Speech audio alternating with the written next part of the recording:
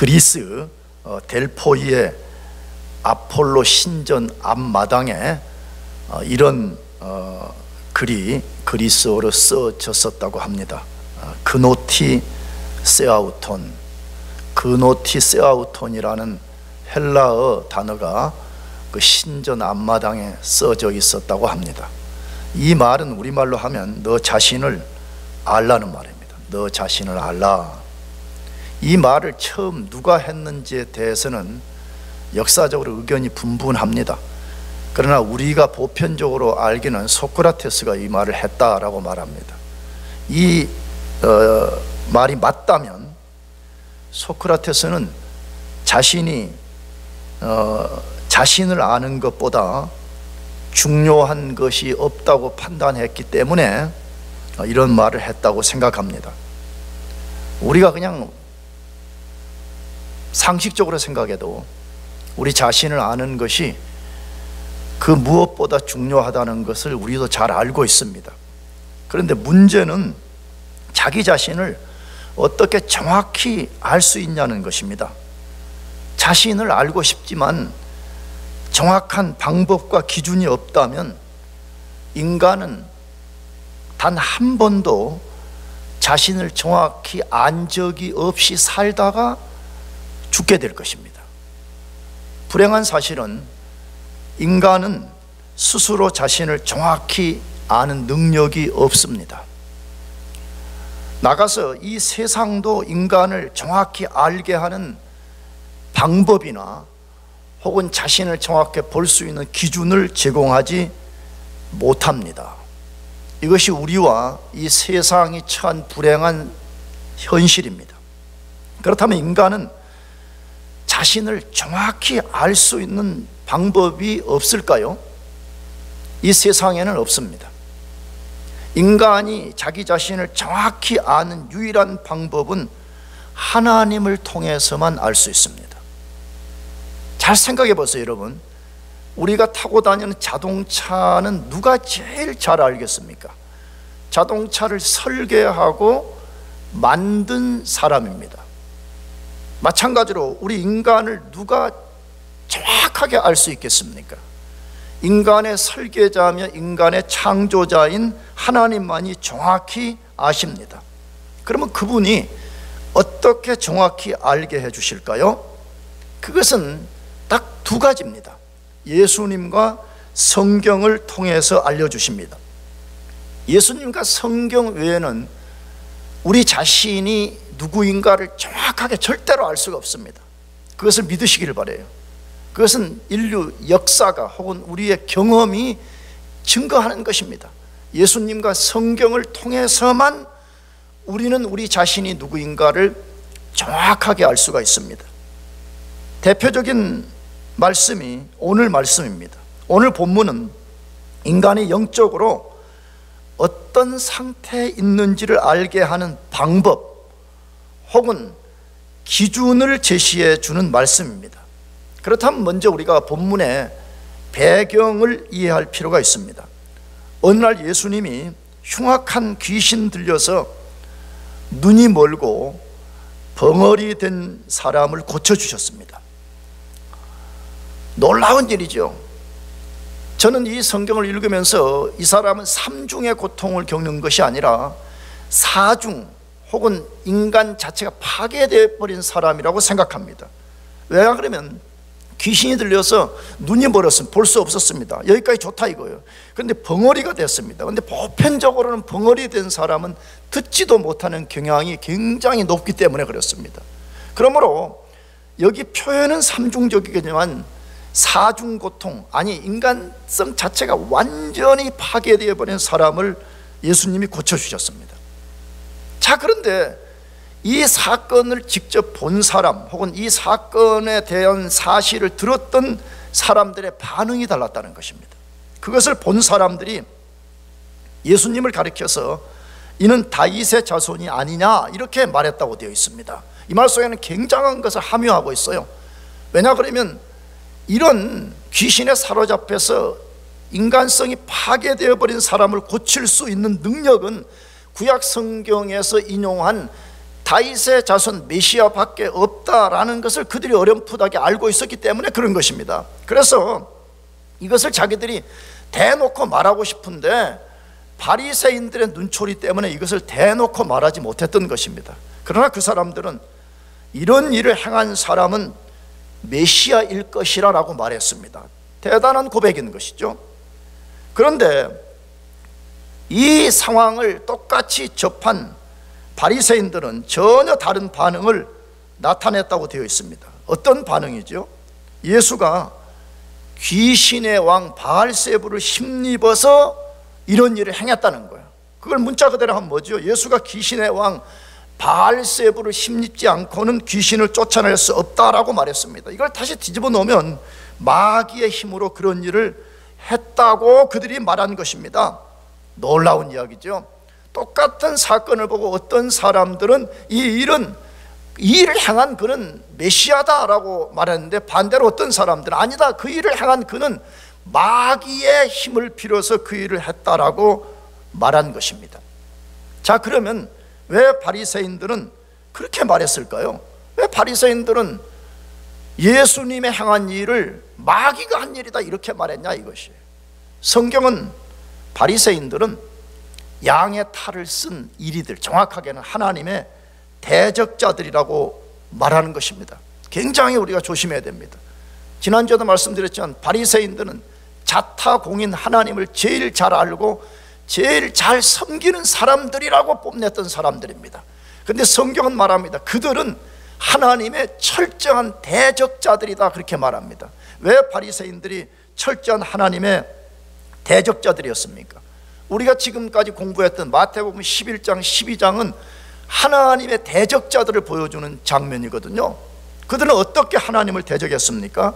하나님이 보낸 그리스도의 전령자인 세례 요한을 거부해버렸습니다. 그들은 안식일의 주인인 예수님이 제정하신 안식일의 법을 깡그리 무시하고 자기들의 전통을 그 자리에 대치시킨 사람들이었습니다. 예수님이 안식일에 병자를 고쳤을 때에 그냥 인간적 차원에서라도 잘했다고 박수를 보내야 되는데 오히려 예수를 죽이려고 음모를 꾸몄더라라고 되어 있습니다. 오늘 본문에는 예수님이 삼중의 고통을 받은 사람을 고쳤을 때 마귀가 한 일이라고 조롱했을 뿐만 아니라 그 조롱 속에는 모독이 함께 포함되었던 것입니다. 한 사건에 대해서 굉장히 다른 반응을 드러낸 사건이었습니다.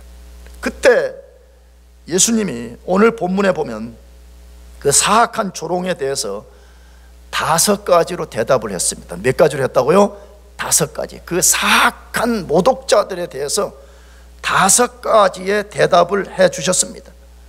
이 대답을 통해서 인간 너희 상태를 점검하라는 하나님의 예수님의 도전이었습니다. 이 5가지 대답 속에는 너희들이 지금 어떤 영적 상태에 있는가, 너희들의 정체성은 무엇인가를 점검하는 방법, 혹은 너희 자신을 점검하는 기준으로 삼아라, 이 말씀으로 되어 있습니다.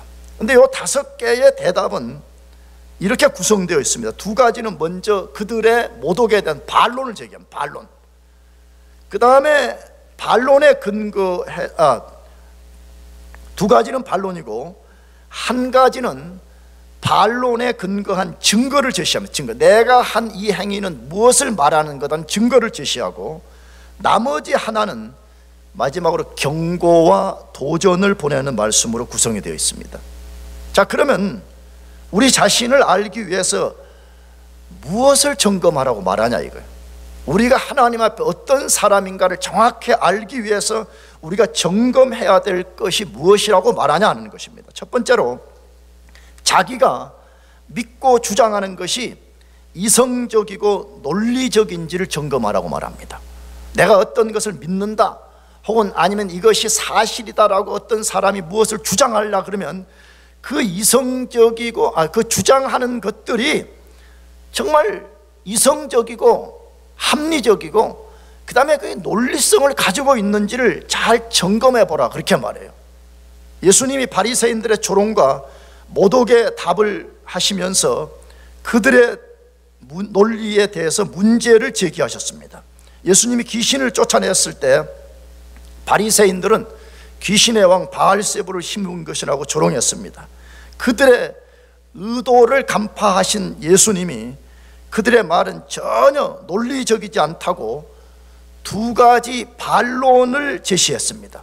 그 내용이 마태복음 12장 25절 26절인데 우리가 다시 한번 25절 26절 읽어보겠습니다. 시작. 예수께서 그들의 생각을 아시고 이르시되 스스로 분쟁하는 나라마다 황폐하여질 것이요 스스로 분쟁하는 동네나 집마다 서지 못하리라. 만일 사탄이 사탄을 쫓아내면 스스로 분쟁하는 것이니 그리하고야 어떻게 그의 나라가 서겠느냐. 첫째의 반론을 어떻게 들고 있어요? 통상적으로 그 나라든지 집이든지 마을이든지 사람이든지 같은 편끼리는 안 싸운다는 거예요. 왜? 같은 편끼리 싸우면 잘못하다가 같이 망해버리기 때문에 절대 같은 편끼리는 싸우지 않는다는 것이 보편적 상식 아니냐 이 말이에요. 그렇다면 바리새인 너희들 말처럼 내가 사탄을 힘입어서 사탄을 쫓아냈다고 말하면 너희들의 말에 논리 자체가 없다, 너희들은 터무니없는 것을 주장한다. 지금 첫째 반론을 그렇게 제시하는 것입니다. 굉장히 중요한 말씀이죠. 이따가도 말씀드렸죠. 우리 자신이 어떤 것에 대해서 반론을 펴거나 아니면 옳다고 우리가 지지를 한다면 제일 먼저는 그것이 합리적인 논리성이 있어야 된다는 거예요. 자기가 말하는 것 자체가 터무니없는 것이라면 그거는 말이 안 된다, 지금 그렇게 말하는 거죠. 두 번째의 반박의 내용은 뭡니까? 동일한 행위에 대해서 자기들이 한 일은 선이고 타인이 한 일은 악이다 라고 말한다면 모순이라는 거예요. 요즘 한국에서 많이 쓰는 내로남불 이런 식인 거죠. 똑같은 행위에 대해서 내가 한 것은 선이고 당신이 한 것은 악이다 이렇게 말하면 그 말 자체가 엄청난 모순을 갖고 있다 그 말이죠. 왜 이 말을 했어요? 예수님이 귀신을 쫓은 것은 사탄의 힘으로 했다고 너희들이 말하고, 너희들의 자녀, 우리 성경이 이렇게 됐지만 정확하게는 바리새인들이죠. 바리새인들도 아마 귀신을 쫓았던 역사가 있었던 것 같아요. 아니면 쫓지는 않았는데 쫓았다고 말을 했는지는 모르겠지만 어쨌든 예수님이 인용을 해서 너희들의 자녀들도 귀신을 쫓지 않느냐. 그러면 너희들의 자녀들은 누구의 힘으로 귀신을 쫓아내냐는, 너희 논리대로라면 너희 자녀들도 귀신, 사탄의 힘을 빌어서 귀신을 쫓아낸 거 아니냐. 그러므로 너희들의 말 자체가 엄청난 모순을 갖고 있다 이렇게 말하는 것입니다. 여러분, 우리가 매우 주의해야 됩니다. 여러분, 기독교는 비논리적인 종교가 절대로 아닙니다. 제가 언젠가 말씀드렸지만 제가 이해한 기독교는 칼날 같은 논리 위에 서 있는 것이 기독교입니다. 그런데 우리가 터무니없는 주장을 한다, 혹은 그리스도 밖에 있는 사람이 터무니없는 주장을 한다. 그렇기 때문에 서로 공통점을 찾지 못하고 갈등을 일으키는 거잖아요. 그러면 왜 바리새인들은 자기들의 말과 주장이 모순이라는 것을 전혀 깨닫지 못했을까요? 왜 그걸 깨닫지 못하고 밀어붙였냐 이 말이에요. 여러분, 지금 우리 주변에도 그런 기독교 지도자들, 그런 기독교인들이 너무 많잖아요. 여기는 저 자신도 그런 실수를 할 때가 있습니다. 그럼 왜 바리새인들은 분명히 예수님이 너희들의 말과 주장은 모순이라고 했음에도 불구하고 그들은 그것을 전혀 알아차리지 못했냐는 것입니다. 세 가지 이유가 있습니다. 첫째는 그들은 죄의 지배를 받았기 때문에 그랬습니다. 뭐에 지배받았다고요? 죄의 지배를 받았기 때문입니다. 여러분, 죄의 특성 중에 하나가 영적 지식을 마비시켜 버립니다. 영적 기능을 마비시키는 것이 죄의 특성입니다. 에베소서를 읽어보세요. 우리가 허물과 죄로 죽었다라고 말할 때 그 죄 때문에 죽었다는 개념 중에 하나가 뭐냐 그러면, 우리가 우리의 존재보다 중요한 하나님, 우리가 우리 존재보다 더 중요한 영적인 것을 아는 지식이 전혀 없습니다. 완전히 죽어버린 것입니다. 그래서 이 사람들은 겉으로는 모든 것을 꿰뚫은 것처럼 말하고 있지만 예수님의 관점에 볼 때는 그들은 영적 지식이 완전히 죽어버렸고, 완전히 죽은 이유는 그들이 죄에 사로잡혔기 때문에 자기들의 주장이 무엇을 말하는 것조차도 깨닫지 못했다, 그렇게 말하고 있습니다. 두 번째로는 그들이 왜 그런 모순 속에 빠졌냐? 전통에 지배되었기 때문입니다. 인간 전통은 겉으로는 되게 좋아 보이고 그것을 쫓으면 신앙생활이 더 잘 될 것처럼 사람을 막 유혹합니다. 뭐 그런 거 있잖아요. 뭐 제자 되는 뭐 5개 지름길, 뭐 부자 되는 5개의 원리, 뭐 영적으로 성숙하는 3가지 원리, 이런 식으로 막 인간들이 만들어내는 이론들은 처음에 들으면 와, 되게 좋아 보입니다. 근데 기억해야 됩니다. 인간 전통은 좋아 보이지만 진리를 보지 못하게 만드는 안대와 같습니다. 매우 주의해야 됩니다. 그런데 바리새인들은 우리가 이미 공부했지만 그들은 모세 율법에서 파생된 장로들의 유전 365개를 만들어 가지고 그걸 잘 지키면 하나님을 잘 섬긴다고 주장을 해가지고 모든 사람들을 진리로부터 멀어지게 만들어 버렸습니다. 굉장히 주의해야 됩니다. 그러므로 나도 여러분도 우리가 힘들어도 자꾸만 성령 안에서 성경을 연구하고 성경이 뭐라고 말하는지에 관심을 가져야지, 자꾸 이상한 인간 전통에 매이는 사람은 나중에 돌아놓고 나면 아무것도 남는 것이 없습니다. 세 번째, 이 사람들이 왜 이렇게 모순적인 행동을 했냐? 예수님에 대한 미움 때문이었습니다. 바리새인들은 예수님이 자기들의 권위를 무너뜨리고 사람들이 예수님이 기적을 행함으로 막 예수님을 따라다니면서 연호하게 되니까 자기들이 누려야 되는 인기와 특권을 예수가 빼앗아갔다는 생각 때문에 견딜 수 없었습니다. 그래서 그들은 예수님에 대한 시기에 사로잡혀서 자기들의 말이 얼마나 비논리적인가를 생각하지 않고 덮어놓고 예수님을 무시했습니다. 그들은 미움에 사로잡혀서 자기들의 주장이 얼마나 모순인지 깨닫지 못한 채 예수님을 대적했습니다. 한마디로 그들은 뭐 깊은 영성 그런 거 떠나서 합리적인 논리가 아니라 억지에 의해서 움직였던 사람들인 것입니다. 굉장히 우리도 조심해야 됩니다. 여러분, 믿음과 신앙은 제일 기본적으로 그 속에 합리적인 논리가 있는가 하는 것이 굉장히 중요합니다. 분명한 사실은 신앙 혹은 영적인 것은 인간의 이성과 논리로 다 이해할 수 없습니다. 예를 들면 그런 거잖아요. 하나님, 기적, 영혼, 믿음, 중생, 구원, 천국은 이성으로 다 이해할 수 없고 논리로도 다 설명할 수 없습니다. 왜 그렇습니까? 그것들은 우리의 이성과 비교할 수 없이 크고 논리로 설명할 수 없는 신비 속에 있기 때문에 그렇습니다. 그러나 역설적으로 성경은 신앙과 관련된 것은 이성적이고 논리적이라고 가르치고 있습니다. 무슨 뜻이죠? 신앙의 모든 것은 우리의 이성과 논리로 다 이해할 수 없다라고 말했는데 왜 또 성경은 신앙과 관련된 건 이성적이고 논리적이라고 말하냐 하는 것이에요. 그 말은 신앙은 허구를 쫓고 허구에 근거한 신비를 믿는 것이 아니라 역사적이고 실체적 사실에 근거한 것을 믿는 것이기 때문이라고 말합니다.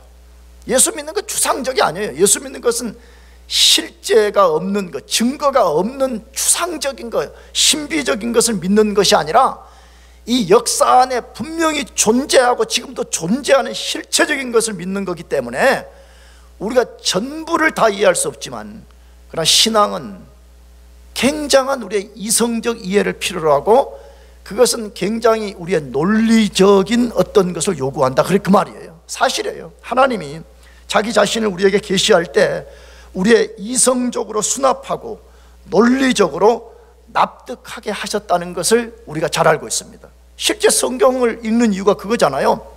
예를 들어서 하나님이 공중에 나타나가지고 장 목사야 그냥 너 믿어, 야 이 멍청한 인간아, 이렇게 하시지 않잖아요.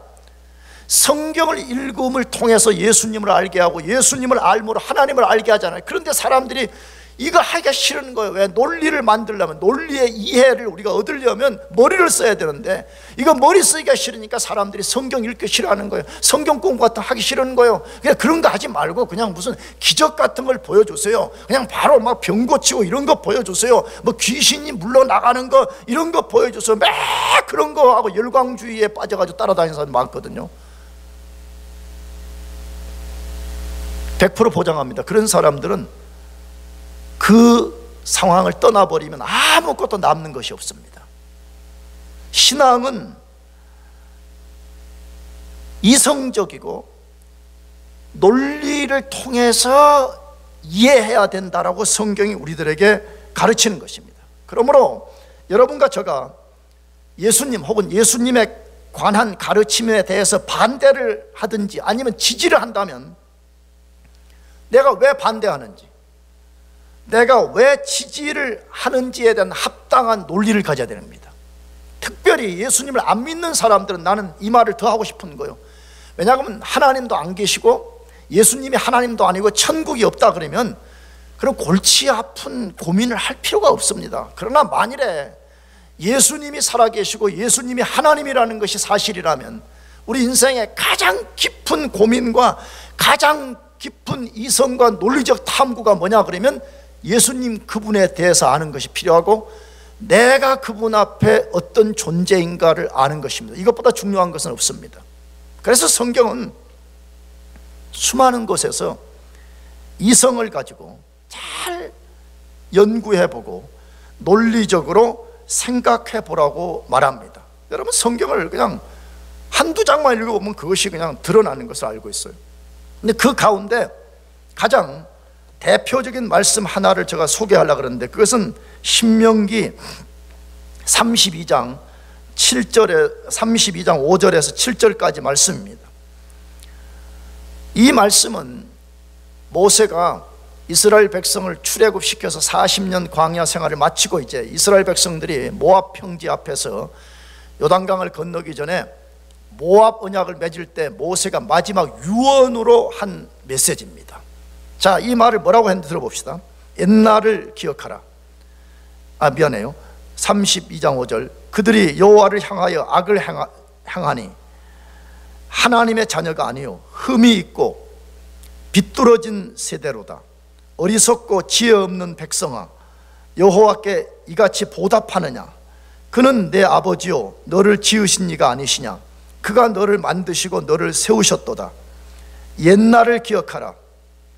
역대의 연대를 생각하라. 내 아버지에게 물으라. 그가 내게 설명할 것이요 내 어른들에게 물으라. 그들이 내게 말하리로다. 무슨 이야기 하는 거예요? 이걸 좀 압축하면 이야기해요. 하나님 이스라엘 백성들에게 놀라운 기적들을 나타내셔서 그들이 지금 출애굽해가지고 홍해를 건너고 광야 40년을 통과하고 이제 요단강을 건너는 목전에 왔는데 이스라엘 백성들은 계속 불신앙으로 반응했다는 거예요. 그러니까 모세가 도전하는 거예요. 어리석고 지혜 없는 백성들아, 너희들 잘 생각해 보라는 거예요. 너희들이 어떤 상태에 있었으며 지금 너희들이 여기 왔을 때 하나님이 어떻게 너희들 여기까지 인도해 왔는지 너희 좀 잘 생각을 해보라는 거예요. 이걸 지금 말로 하면 잘 논리적으로 생각해 보라 이거예요. 너 이성을 가지고 내가 어떻게 여기 지금 존재하고 있는지 여기까지 생각해 보라, 이 도전을 한 것이죠. 여러분 지금도 똑같이 우리들에게 주님이 말씀하십니다. 잘 논리적으로 생각해 보라는 것이에요. 여러분은 어떻게 그리스도인이 되었으며 어떻게 이 악하고 요동하는 세상 속에서 여러분 여기까지 올 수 있는지를 잘 생각해 보라는 거예요. 이거 없이는 우리가 우리 자신이 어떤 존재인지를 정확히 알 수 없다는 거예요. 그러므로 사랑하는 교우 여러분들, 여러분 자신들이 어떤 존재인지 잘 생각해 보시길 바랍니다. 두 번째로 무엇을 점검하라고 말해요? 예수님이 행한 일의 의미를 정확히 이해하는지 점검하라고 말합니다. 예수님께서 행해 주신 그 모든 일들이 무엇을 말하는 것인지를 내가 잘 이해하고 있는지 점검해 보라는 거예요. 한마디로 하면 내가 복음을 정확하게 내가 알고 그 복음을 내가 정확하게 이해하고 있는지를 점검하라. 이것을 도전하셨습니다. 예수님이 바리새인들의 악의적 조롱과 모독이 무엇인지를 설명하신 후에 하나님 나라의 핵심적 교리를 증거하셨습니다. 그것이 마태복음 12장 28절에서 30절까지 말씀인데 같이 한번 읽어보겠습니다.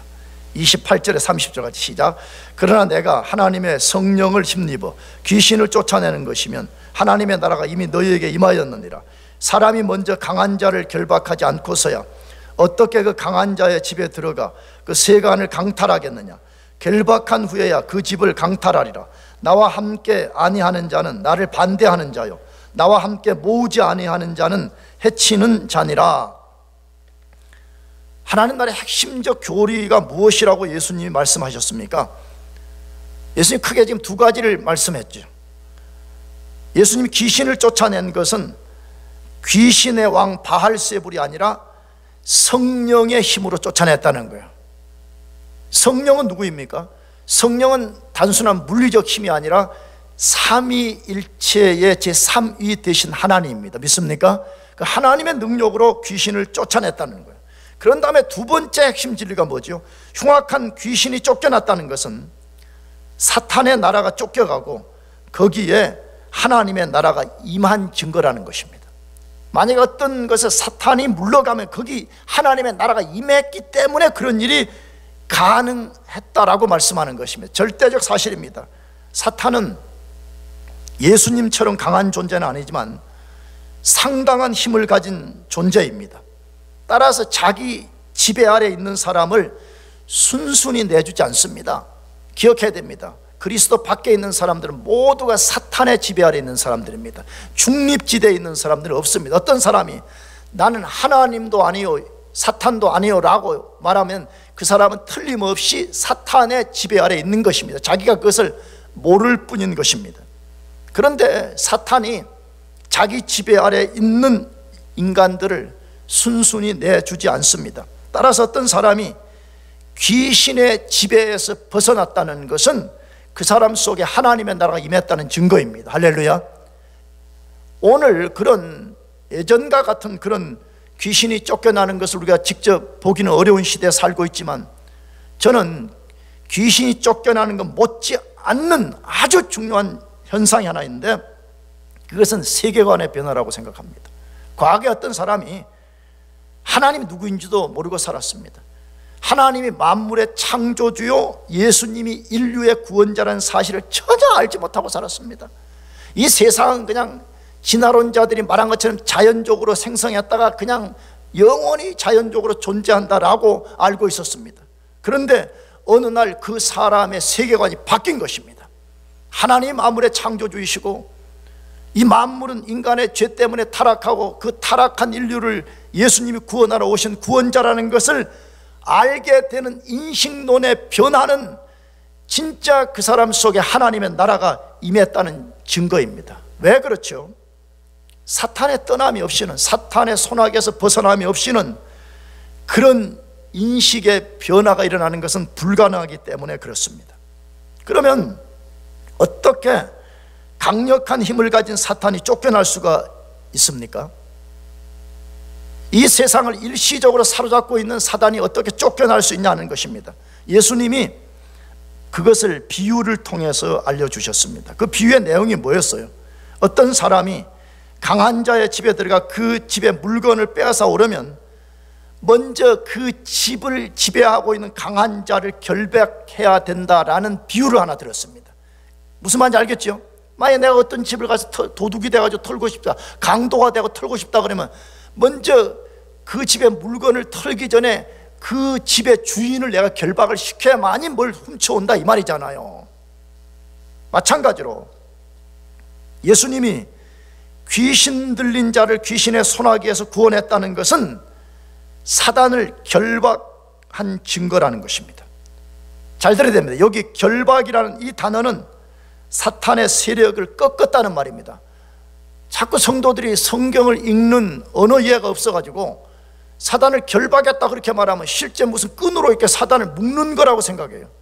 그래서 이따가도 다루겠지만 요한계시록 20장에 나오는 천사가 쇠사슬로 사단을 묶어서 무저강에 던졌다 그러면 진짜 쇠사슬로 마귀를 묶는 거라고 생각하는 사람이 있어요. 여러분, 사단은 영입니다.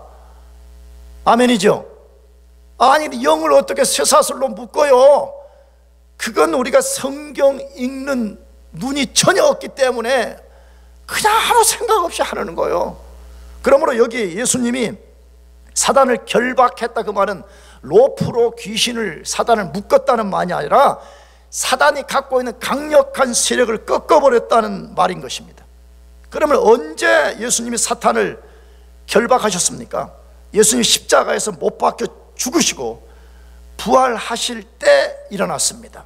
왜 그것이 사탄을 결박한 사건입니까?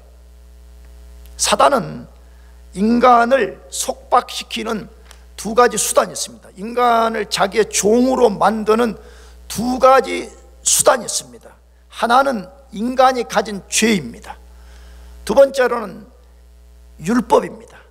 그래서 인간이 죄 문제를 해결하지 못하고 율법의 요구를 성취하지 못하게 될 때 마귀는 그것을 이용해서 자기의 종이 되게 하고 자기 아래 속박되게 하는 일을 만들어내는 것입니다. 그러므로 인간이 죄와 율법의 문제를 해결하지 못하면 마귀의 종으로 살다가 죽고 마는 것입니다.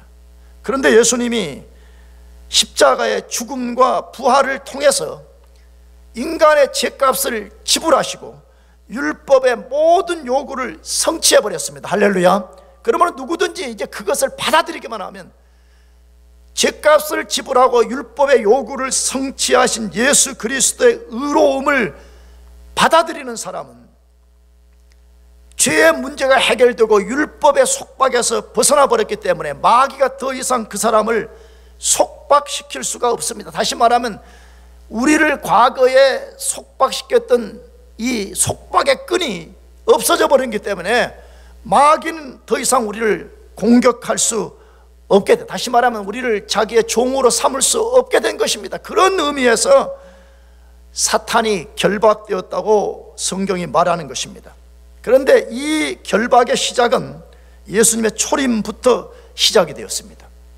어떻게 초림부터 시작이 되었어요? 우리가 알지만 사탄은 모든 것을 동원해서 예수님이 이 세상에 오시는 것을 막았습니다. 그것이 구약의 역사입니다. 그것이 아담이 타락하고 타락한 인류의 긴 역사, 예수님이 오시기 전까지의 역사를 부정적으로 말하면 그게 뭐냐 그러면 마귀가 예수님을 이 세상에 오지 못하게 하는 역사, 그것이 구약의 역사고 인류의 과거 역사였던 것입니다. 마귀가 온갖 걸 다 동원했습니다. 그러나 예수님이 이 세상에 오시는 것을 막지 못했습니다. 이때부터 마귀는 쫓겨나기 시작하고 마귀는 실패하기 시작하고 마귀는 결박되기 시작했고 마귀는 그의 권세가 꺾이기 시작했습니다.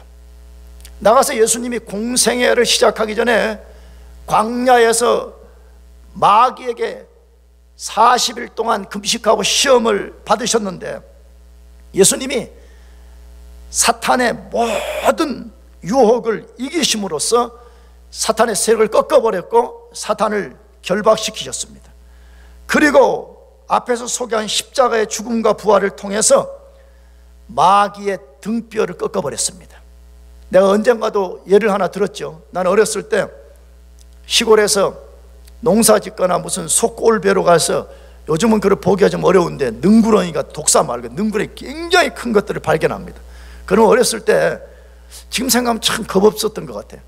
그럼 막 이 막대기를 가지고 그 능구렁이에 머리를 갖다가 사정없이 내리칩니다.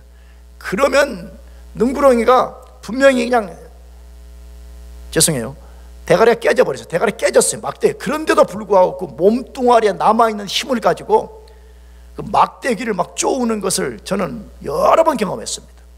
지금 마귀는 꼭 그런 꼴입니다. 예수의 십자가의 죽음과 부활을 통해 가지고 머리빡이 이겨져 버렸습니다. 짓이겨져 버렸습니다. 치명상을 당했습니다. 남은 힘을 가지고 지금 그리스도와 그의 백성들을 공격하는 것입니다. 이 사실을, 예수님의 초림부터 십자가의 죽음과 부활이 모든 사건이 사단의 세력을 꺾은 것이라는 사실에 대해서 성경이 증거하고 있습니다. 그것이 대표적으로 누가복음 10장 17절 말씀인데, 70인이 기뻐하며 돌아와 이르되 주여 주의 이름이면 귀신들도 우리에게 항복하이다. 예수께서 이르시되 사탄이 하늘로부터 번개같이 떨어지는 것을 내가 보았노라. 무슨 말이에요? 예수님이 70명의 전도대를 파송하고 전도대들이 돌아와서 예수님 우리가 이렇게 전도하고 왔습니다 보고를 하니까, 그래 내가 너희들이 가서 복음을 전할 때 사탄이 하늘에서 번개같이 떨어지는 것을 내가 보았다, 그렇게 말하는 것이죠. 무슨 이야기하고 있어요? 사단의 최후는 그리스도의 재림을 통해 이루어질 것이지만 이미 사단의 세력들이 꺾이고 결박되는 역사가 시작되었다, 그걸 말하는 것입니다. 골로새서 2장 12절 15절에서 너희가 세례로 그리스도와 함께 장사되고 또 죽은 자들 가운데서 그를 일으키신 하나님의 역사를 믿음으로 말미암아 그 안에서 함께 일으키심을 받았느니라. 또 범죄와 육체의 무할례로 죽었던 너희를 하나님이 그와 함께 살리시고 우리의 모든 죄를 사하시고 우리를 거스르고 불리하게 하는 법조문으로 쓴 증서를 지우시고 제하여 버리사 십자가에 못 박으시고 통치자들과 권세들을 무력화하여 드러내어 구경거리로 삼으시고 십자가로 그들을 이기셨느니라. 할렐루야. 여러분 이걸 믿으시기 바랍니다. 이것을 믿는 사람들은 담대할 수가 있는 거예요. 이걸 안 믿으니까 맨날 귀신들에게 벌벌 떨고 있고, 툭하면 뭐 귀신 때문에 그렇다고 맨날 어리석은 삶 가운데 사는 거잖아요. 그리스도가 십자가의 죽음과 부활을 통해서 우리를 사로잡는 모든 율법의 법조문을 완전히 도말 없애버렸기 때문에 더 이상 사탄은 우리를 예전처럼 사로잡을 수도 없고 공격할 수 없다라고 분명하게 말합니다. 그래서 이것을 예수님이 요한계시록 20장 1절에서 3절로 이렇게 소개합니다. 또 내가 보매 천사가 무저갱의 열쇠와 큰 쇠사슬을 그의 손에 가지고 하늘로부터 내려와서 용을 잡으니 곧 옛뱀이요 마귀요 사탄이라 잡아서 1000년 동안 결박하여 무저갱에 던져 넣어 잠그고 그 위에 임봉하여 1000년이 차도록 다시는 만국을 미혹하지 못하게 하였는데 그 후에는 반드시 잠깐 놓이리라고 되어 있습니다. 물론 내가 계시록 질문지 보낼 때 잠깐 코멘트를 했습니다. 그걸 받은 분들에게는. 이 말씀을 역사적 전천년기 이론으로 읽을 것인가, 후천년기 이론으로 읽을 것인가, 무천년기 이론으로 읽을 것인가에 대한 해석이 분분한 건 사실입니다. 그러나 저는 무천년기 관점에서 저는 성경을 읽기 때문에 언제 그러면 마귀가 사탄이 무저갱에 갇혔냐 하는 것이에요. 그것은 아까 말씀드린 예수님이 초림에 오시고 궁극적으로는 그가 십자가에 죽으시고 부활할 때 사단은 등뼈가 부러져 버린 것입니다. 사람은 쉽게 말하면 머리뼈가 완전히 그냥 박살이 나버린 상태에 있는 것입니다. 그래서 사단은 지금 예수님이 이 땅에 오시기 전처럼 우리를 공격할 수 없는 그런 상태에 있다라고 말하고 있습니다. 그러므로 우리가 이 사실을 분명하게 알고 있어야 됩니다. 그래서 신학자들은 이렇게 말합니다. 우리 그리스도인들의 구원과 사탄의 패배가 가진 세 가지 시제가 유사하다고 말해요. 세 가지 시제. 우리 그리스도인들의 구원과 사탄의 패배에 대한 세 가지 시제가 있어요. 그리스도인들의 구원은 어떻게 표현하죠? 우리가 구원 받았고 구원을 받고 있고 구원을 받게 될 것입니다. 마찬가지로 사탄은 패했고 패하고 있고 완전히 패할 것입니다. 이것이 성경의 가르침입니다. 그런데 불행한 사실은 바리새인들은 예수님이 하신 일의 의미가 무엇인지를 전혀 몰랐습니다. 그래서 모순된 말을 사악하게 쏟아냈던 것입니다. 여러분은 어떤 분들이십니까? 예수님이 행하신 그 일들에 대한 정확한 이해를 하고 있습니까? 그 이해에 근거해서 여러분들이 누구인가를 정확하게 발견하고 있냐는 것입니다. 나는 진짜 나 자신과 여러분에게 호소합니다. 여러분이 예수님 그분과 그분이 행한 일이 정확하게 무엇인지를 모른 채의 신앙생활을 한다 그러면 우리는 바리새인들처럼 불행한 사람이 되고 말 것입니다. 그러므로 예수님이 누구이고 그분이 행한 일이 무엇인지를 우리가 깊이 이해하는 것이 필요합니다. 나가서 예수님이 전혀 누구인지를 모르고 사시는 분들이 있다면 여러분 인생의 가장 우선순위를 예수님 아는 데 두시기를 바랍니다. 나가서 예수님 그분이 무엇을 행했으며 그것이 무엇을 의미하는지를 여러분들이 깊이 이해하고 여러분 자신들이 그 복음 안에서 발견되기를 축복합니다. 기도하겠습니다.